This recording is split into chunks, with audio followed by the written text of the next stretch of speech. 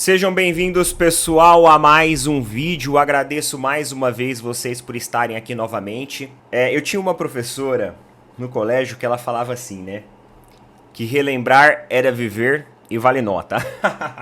Então, relembrar é viver e vale nota. Eu quero colocar para vocês um trechinho agora de uma entrevista da Leila antes de se tornar presidente do Palmeiras.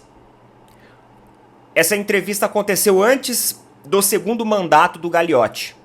E para vocês entenderem que a Leila ela já demonstrava algumas atitudes meio que autoritárias dentro do Palmeiras. Eu vou colocar aqui só para vocês darem uma olhada e vocês vão rir. Vocês vão dar risada. Vou colocar aí para vocês, vou colocar só o áudio por causa de direitos autorais, que é lá da Sport TV, tá bom? Vamos escutar o áudio juntos, bora lá. O Gagliotti, ela já disse bem claro que vai apoiar o Gagliotti nas eleições que vão acontecer no final do ano que vem. Inclusive, se o Gagliotti não ganhar, ela diz que tira o patrocínio do Palmeiras. Mas depois desse mandato do Gagliotti, desse segundo, que pode acontecer se ele se reeleger, aí a Leila vai lançar a candidatura para presidente. Obviamente que isso ainda não está sacramentado, mas é a vontade dela de ser a presidente do Palmeiras. E aí, nesse bate-papo, perguntando, qual o jogador que você gostaria de ter no Palmeiras, de ver no Palmeiras? Neymar. Vamos ouvir a Leila. Um jogador dos meus sonhos? O Neymar. Daqui a uns anos vem jogando no Palmeiras. Quem sabe? Para o Palmeiras, nada é impossível. Nada é impossível. Já imaginou? Seria lindo. Claro. Claro que sim. Imagina o torcedor como é que vai ficar depois dessa declaração dele. Então, mas aí tem que aguardar. Imagina Leila na presidência, trazendo o Neymar para o nosso querido Verdão. Aí eu não fico para a história? Galera, olha, sem comentários. Sem comentários. Você viu que ela meio que ameaçou a retirar o patrocínio se o Gagliotti não fosse reeleito.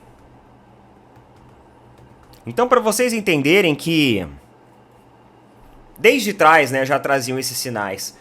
Só que quando a gente escutava isso na época, e eu também me incluo nessa lista, tá? Eu não sou engenheiro de obra pronta. Eu não sou, assim, um profeta do futebol, pelo amor de Deus.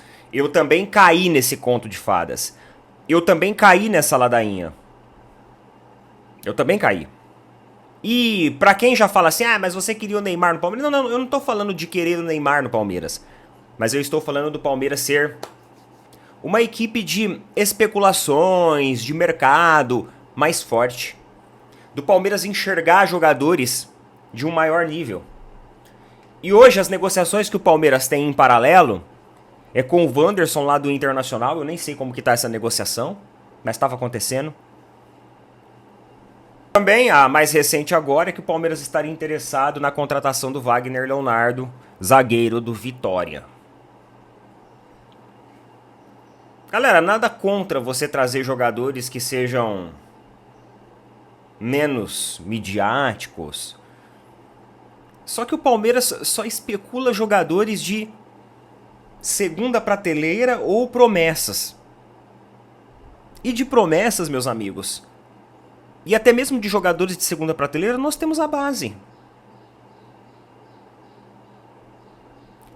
Os novos jogadores que são agregados ao plantel do Palmeiras são jogadores muitas vezes inferiores aos jogadores da base. Por que não aproveitar a base, então? De maneira mais assídua? Mas aí existe um medo por trás disso. O medo é que o Abel não consiga conduzir esses jogadores e muitas vezes o preço de mercado deles cair. É por isso que jogador que sobe da base do Palmeiras fica pouco tempo. Porque ele sobe na base, já sendo observado pelos grandes clubes, aí ele joga alguns jogos, como 22 jogos jogou o Vitor Reis, ou às vezes uma temporada que jogou o Estevão e o Hendrick, e depois eles já vão embora. Porque muitas vezes eles já sobem negociados. E quando não sobem negociados, joga pouco tempo. Porque precisa vender rapidamente. Porque o medo do Palmeiras é que talvez o Abel não consiga encontrar a maior performance desse jogador, e aí ele que vem da base já sendo observado por alguns grandes clubes, acabe fazendo com que esses grandes clubes percam interesse devido a um desempenho abaixo que o jogador tiver dentro do profissional. Então o Palmeiras morre de medo disso. É por isso que os jogadores da base sobem e ficam pouco tempo, ou porque já estão vendidos, ou porque precisa vender rapidamente. Não vamos deixar ele muito tempo na base, porque o valor de mercado dele pode cair. E aí, esse dinheiro que era para ser usado para trazer atletas que realmente cheguem prontos para vestir uma camisa, eles é utilizados em especulações de jogadores do Vitória, de jogador reserva lá do Internacional, etc, etc. Jogadores que seriam talvez interessantes se o Palmeiras não tivesse uma base tão rica. Mas como tem uma base tão rica e com um leque de opções, aí eu não vejo muito sentido. Ah, mas são mais amadurecidos. Um cara tecnicamente fraco, que tem uma idade maior, não necessariamente vai ser melhor que um garoto da base que é tecnicamente superior. Isso daí não é uma regra, tá? Não é uma maturidade, não é uma questão de regra. Olha só a personalidade de jogadores como, por exemplo, o Estevão, como, por exemplo, o Hendrick, que passou pelo Palmeiras, como, por exemplo, o próprio Vitor Reis, que ficou 22 jogos, mas mostrou ter uma personalidade incrível. Dá uma olhada no Wallace lá do Flamengo. Moleque, acabou de subir, já tá começando a performar, tá tendo personalidade, tá chamando a responsabilidade. Olha o Thales que tá aí no Palmeiras. Então, não é uma regra isso. Pra quem esse argumento cai por terra quando a gente observa a prática. E antes de mais nada, meus amigos, não deixe de apoiar os nossos amigos e os nossos parceiraços aqui da Tribo da Sorte. Tribo da Sorte, uma plataforma maravilhosa, muito intuitiva, muito divertida, de bolões dos jogos oficiais e eletrônicos da Caixa Econômica Federal. Você pode fazer tudo isso sem precisar ir em lotérica, no conforto da sua casa. Você participa de bolões, lá eles têm vários tipos de bolões, tá? Loto Fácil, Lotomania, Mega Sena. Então você pode clicar no link que eu estou colocando fixado nos comentários, vai abrir um chat. Nesse chat você vai chegar pros caras e vai falar assim, eu gostaria do cupom lá do canal Opina Porco. Eles vão te dar um cupom, você vai entrar na plataforma da Tribo e você vai escolher onde você quer utilizar esse cupom de desconto para você que ainda não conhece a plataforma, ou para você que já conhece, quer utilizar um cupom novamente, você tem essa possibilidade com a Tribo da Sorte, tá bom? Lembrando, pessoal, que tem jogos aí acumulados acontecendo semanalmente, periodicamente, eles também têm uma inteligência artificial que vai melhorar a sua probabilidade de ganhos. Isso significa que com apenas um bolão, você participa de vários conjuntos numéricos, e isso vai aumentar as suas chances, tá? Tribo da Sorte, galera, não deixe de apoiar lá, tamo junto. E vocês viram ontem que nós tivemos a apresentação do Danilo lá no Flamengo e também tivemos a apresentação do Paulinho lá no Palmeiras. Paulinho, talvez a maior contratação da era Leila Pereira. Não é a maior contratação do Palmeiras, não. Tem gente colocando ele como a maior contratação da história do Palmeiras, não. Quem falar isso com todo o respeito do mundo, é torcedor recente. É torcedor que não conhece a história do Palmeiras. E tudo bem, às vezes ele acabou acompanhando, né? Tomou gosto por torcer agora. Então talvez ele não tenha um conhecimento amplo e vasto disso. Ou talvez ele seja ainda um garoto jovem e não viveu ali as décadas passadas. Mas então, eu falo pra você, meu amigo, se você se encaixa em um desses dois casos, não é a maior contratação da história do Palmeiras, não. Segura a emoção. Agora, teve uma coisa que me chamou a atenção nessa apresentação do Danilo, comparada à do Paulinho. Eu não estou falando dos jogadores, da qualidade técnica entre eles, nem nada. Mas eu estou falando de como o Flamengo hoje tem um diretor técnico de futebol que realmente faz a função de diretor técnico de futebol. Porque o nosso diretor de futebol, ele nunca aparece. O Flamengo tá seguindo um roteiro, né? Uma cartilha. O diretor vem, apresenta o jogador, e depois existe uma coletiva, que o diretor responde algumas perguntas sobre a contratação, justificando a contratação, e o jogador também responde outras perguntas. Lá no Palmeiras não, lá no Palmeiras quem apresenta é a Leila. Você não vê a cara do diretor. Gente, pra que a gente tem diretor de futebol? Eu vou perguntar uma coisa pra vocês. Desde que o BAP assumiu, vocês estão vendo a cara do BAP por aí? Em pré-jogo, em apresentação de jogador? Não. Sabe por quê? Porque ele é o presidente do clube. Não cabe a ele ficar descendo na apresentação do jogador. Quem tem que fazer isso é o diretor técnico de futebol. O diretor técnico de futebol está lá pra isso. O cargo de gestão, o cargo de presidente é um cargo muito maior. Ele tem responsabilidades e deveres muito mais complexos do que ficar se aparecendo em frente às câmeras. E outra, ele entende que aquilo dali é uma equipe. Então o trabalho dele não é sozinho. Ah, o meu lado é a gestão geral do clube. Agora, pro futebol eu quero um olhar mais técnico. Por isso eu tenho um diretor técnico. No Palmeiras, não é assim. E aí, o colega colocou lá pra mim no Instagram. Ah, mas quem disse que tem que ser assim? Tem uma cartilha que tá falando que é regra ser assim? Não é questão de ter cartilha não, amigo. É questão de organização. É questão de que qualquer lugar que movimenta dinheiro, que tem compromissos financeiros, que está competindo aí, tem rivais competitivos, você precisa ter organização. Se você vai abrir uma empresa, você não pode deixar a empresa bagunçada. Você tem que delegar as funções de cada um, os deveres de cada um e fazer aquilo acontecer. Porque se você começar a ficar desviando função, além de você sofrer processos, né? Um exemplo aí no que acontece no dia a dia, você pode enfiar o pé pelas mãos e delegar funções a pessoas que não sejam talvez totalmente capacitadas ou perder um pouco até mesmo do seu próprio foco, já que você é presidente, o outro é diretor, então cada um dentro do seu quadrado. No momento que for para você intervir, que for necessário fazer isso, você vai fazer, você vai cobrar, você vai gerir. Então é uma questão de organização, não é cartilha. Por favor, não seja ignorante.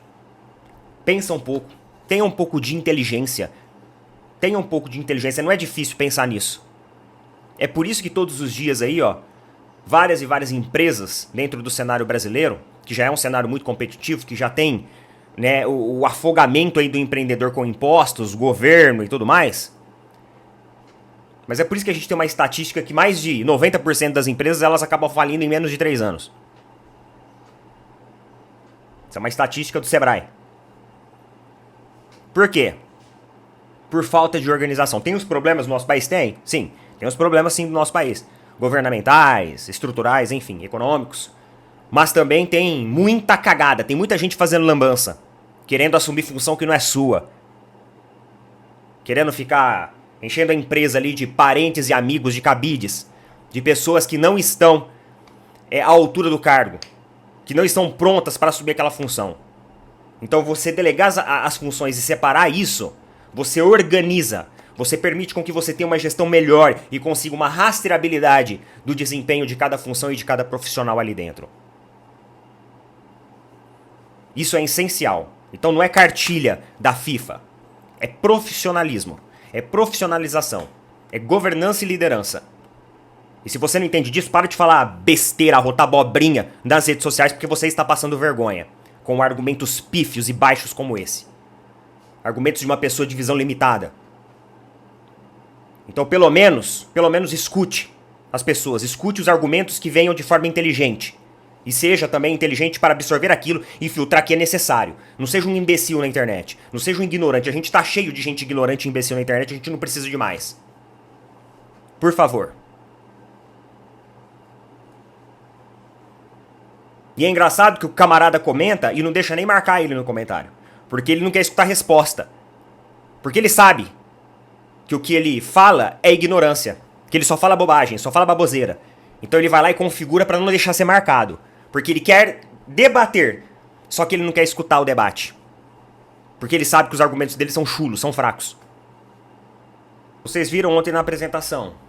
O diretor técnico apresentando o jogador, cada um dentro do seu quadrado, dentro da sua função.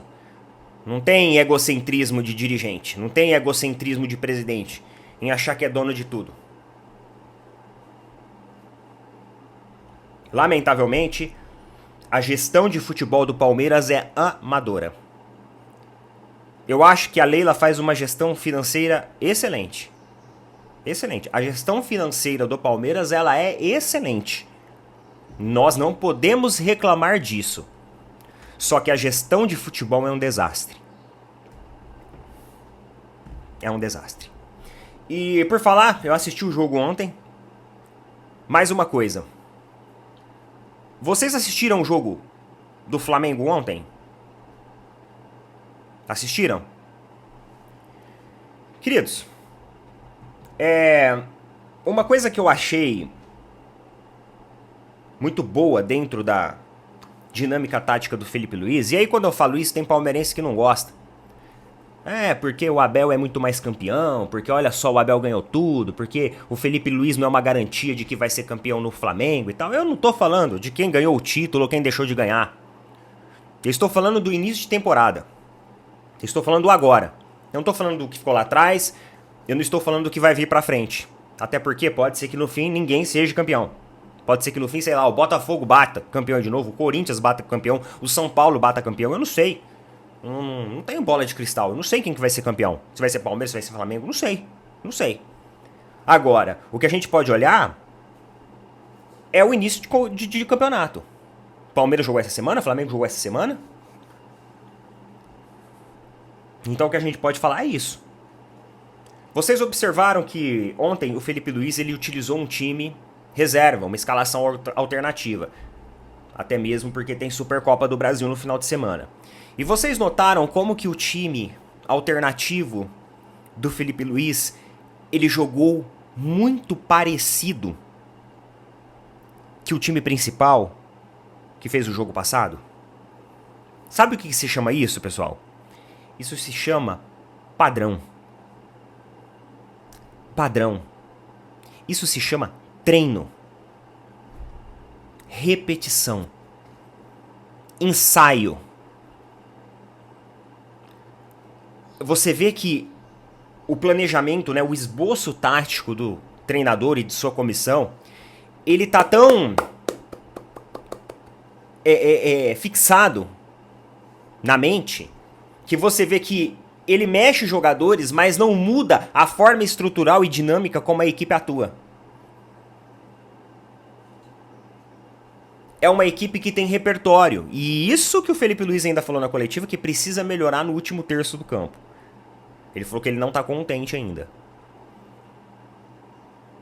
Ou seja, ele tem a visão crítica também de entender as limitações e o que precisa melhorar. E quando você assiste a coletiva do Felipe Luiz e assiste hoje a coletiva do Abel, meu amigo, existe uma distinção absurda. Porque o Abel hoje, ele virou um coach de palavras prontas. Sabe aquele coach de palavras prontas? Ele gosta de falar, né, das analogias, ele gosta de discursar sobre o ímpeto da torcida, ele gosta de criticar o calendário. Só que dinâmica e tática ele não fala. Ele pede a nossa confiança para que a gente acredite no trabalho. Só que ele não fala assim, sabe por que eu dobrei aquela lateral? Sabe por que eu coloquei o Veiga mais posicionado ali atrás do setor intermediário? Sabe qual que foi a minha intenção em posicionar pela ponta o Estevão, sendo que na verdade na base ele performava muito bem pelo centro? Ele não explica isso. Ele não explica, ele não fala de tática, gente. Ele fica pedindo confiança. Pedindo confiança. Agora, quando você assiste a coletiva do Felipe Luiz, você vê que tem um enriquecimento de uma abordagem tática e técnica da equipe absurdo. Toda hora as perguntas são ali em cima. E quando alguém quer desviar a pergunta, falando assim, você viu ali o calendário do futebol, né? Você acha que vocês vão ter 24 horas a menos de descanso que o Botafogo. Ele responde assim, nossa, eu nem tinha percebido nisso. Agora que você me falou, eu nem tinha me atentado, pra ser sincero, a isso. Mas foi bom ter jogado, porque os jogadores precisam pegar esse ritmo físico também. Acabou. Não tem palestrinha, sabe? Não tem palestrinha. É tática, é técnica, é futebol. E antigamente, a coletiva do Abel era assim. A coletiva do Abel, ele explicava como que ele fez com que um time com 2 jogadores expulsos conseguisse igualar taticamente a marcação em cima de um time que não tinha jogador expulso, quando o Palmeiras eliminou o Atlético Mineiro fazendo uma marcação em blocos. Então aquele Abel daquela época, aquele Abel sim falava de técnica, de tática, aquele Abel sim, as coletivas eram aulas. Hoje, cara, as coletivas são aulas de coach de Instagram. O cara que vai lá faz um curso de um fim de semana e sai falando que é coach. É isso. E aí o pessoal, vocês criticam o Abel e tal. Mas galera, é notório a falta de sintonia e entrosamento tática dentro da equipe do Palmeiras. A falta de um padrão técnico.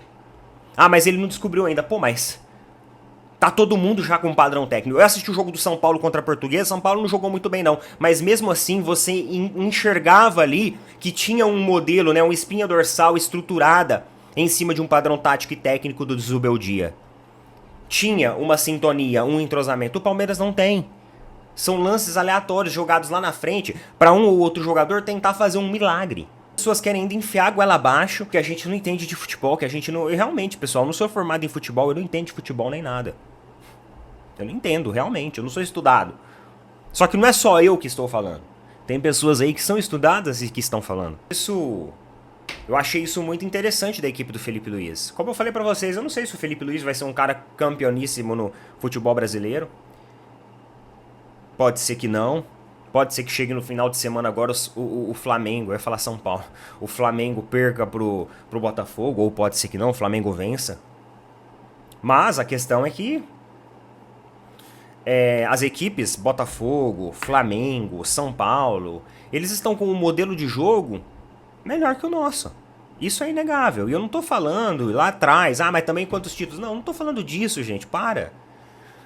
Eu estou falando assim do agora, desse início de temporada. Tá todo mundo dentro do futebol brasileiro atualmente. Eu não gosto de comparar Jorge Jesus com Abel, porque os dois, eles viveram momentos diferentes do futebol brasileiro. Mas a gente pode comparar o agora, dos que estão aqui. E meus amigos, o Neymar está no Brasil, hein?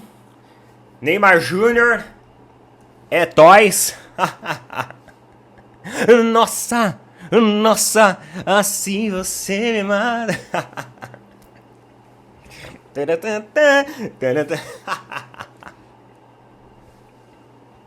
Sábado na bala. Época boa, né? Época boa, cara. Época muito boa essa. Muito boa mesmo. Muito divertida. Ele tá aí, vai ser apresentado no Santos. Salário de R$1 milhão. Obviamente que isso daí, meu amigo. Eu tenho muito mais coisa dentro do bastidor, tá? É aquilo que eu falei pra vocês, eu acho que o Santos tá passando por uma rodada de investimento. Sabe quando a empresa passa por rodadas de investimento? Sabe lá o Shark Tank? Nós precisamos de um smart money. Que é quando o empreendedor ele chega oferecendo uma porcentagem da empresa dele em troca de um smart money. Ele pede até um valor baixo, às vezes até os tubarões ali ficam falando assim, nossa, mas você tá pedindo um valor muito baixo. Aí ele, não, é que eu quero um smart money. Eu preciso, né, desse smart money. Então realmente eu foquei ali em um valuation baixo. É isso que tá acontecendo no Santos. É uma rodada de investimento. E aí eles precisavam de um smart money. E o Neymar tá vindo ser esse smart money. Agora resta saber o que o Neymar vai querer em troca, qual que é a intenção futura. Isso daí, mano, é uma conversa que com certeza ficou muito em off. Mas de qualquer forma, é uma contratação legal. É bacana essa nostalgia. Acho que todo mundo aí que viveu a era Neymar Júnior no futebol brasileiro tá gostando dessa atmosfera. E por falar em atmosfera, você viu no Cruzeiro ontem que o Gabigol desencantou. Fez 3 gols. O Pedrinho não deve nem ter dormido à noite, né? E desencantou contra o poderoso Itabiritia, não é? Mano, é um nome muito doido, quer ver? Não, Itabiritia não. Cruzeiro versus... Não, é Itabirito versus Cruzeiro. Nossa. Itabirito. Mas enfim, 3 gols aí do Gabriel Barbosa. E isso pode elevar o nível de confiança do jogador, né, mano? Isso pode ser um diferencial, tá? Isso pode ser um diferencial, sim. Ah, mas a equipe tecnicamente, né, tá muito fraca. Ah, eu sei, mas agora, meu amigo, nessa pré-temporada, nesse início de estaduais, todo mundo enfrenta equipes tecnicamente mais fracas. Você desmerecer os gols do cara por ser uma equipe tecnicamente mais fraca não faz muito sentido, porque todo mundo enfrenta equipes tecnicamente mais fracas. Então o importante é performar e ganhar confiança. É ganhar confiança. Tá bom? Coloca aí nas opiniões o que vocês acham a respeito disso. Tamo junto. Valeu, falou. Até mais.